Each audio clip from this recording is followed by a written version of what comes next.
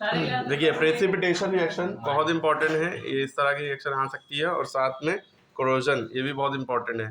ठीक, ये क्या होती है? A reaction in which insoluble solid known as the precipitate is form. वो रिएक्शन जिसमें प्रेसिपिटेट फॉर्म हो, इनसॉल्युबल सॉलिड यानी कि जो सॉलिड घुले ना, है ना, वो फॉर्म हो।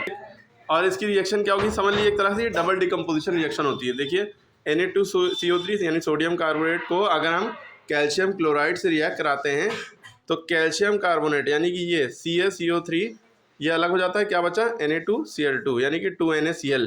2 अगर यहाँ बाहर लग जाता है तो इसके साथ भी इसके साथ भी ये बन जाता है। ठीक है, तो ये जो हमारा कैल्शियम कार्बोनेट है यानी कि समझ लीजिए चौक की तरह होता है, यही घुलता नहीं है तो चौक की तरह होगा क्या?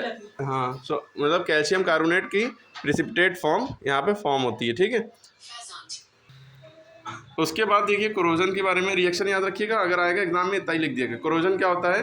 ये gradual destruction of pure metal, किसी भी प्योर मेटल का धीरे धीरे डिस्ट्रक्शन यानी खराब होना, उसका खत्म होना ही कोरोजन कहलाता है। एक हिसाब से जंग लगना, जैसे कोरोजन ऑफ आयरन, अगर आयरन में कोरोजन हो जाता है तो रस्टिंग यानी कि ब्राउनिश कलर का उसके ऊपर लेयर फॉर्म हो जाती है। आपको एक क्वेश्चन और पूछ रहे हैं एग्जाम के पॉइंट ऑफ व्यू से इम्पॉर्टेंट है कि जंग लगा हुआ लोहा भारी है यानी रस्टेड आयरन भारी हैवी होगा कि नॉर्मल आयरन?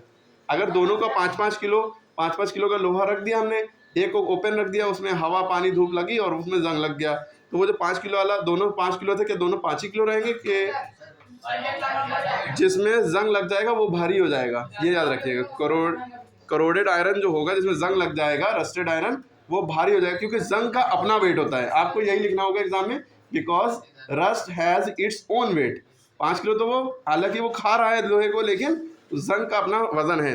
तो इसकी रिएक्शन कोरोजन की याद रखिएगा, 4Fe माने होता है आयरन, जब ऑक्सीजन मिले और पानी मिले 3O2 2H2 तो फेरिक ऑक्साइड Fe2O3 हमारा ही बन जाएगी रिएक्शन।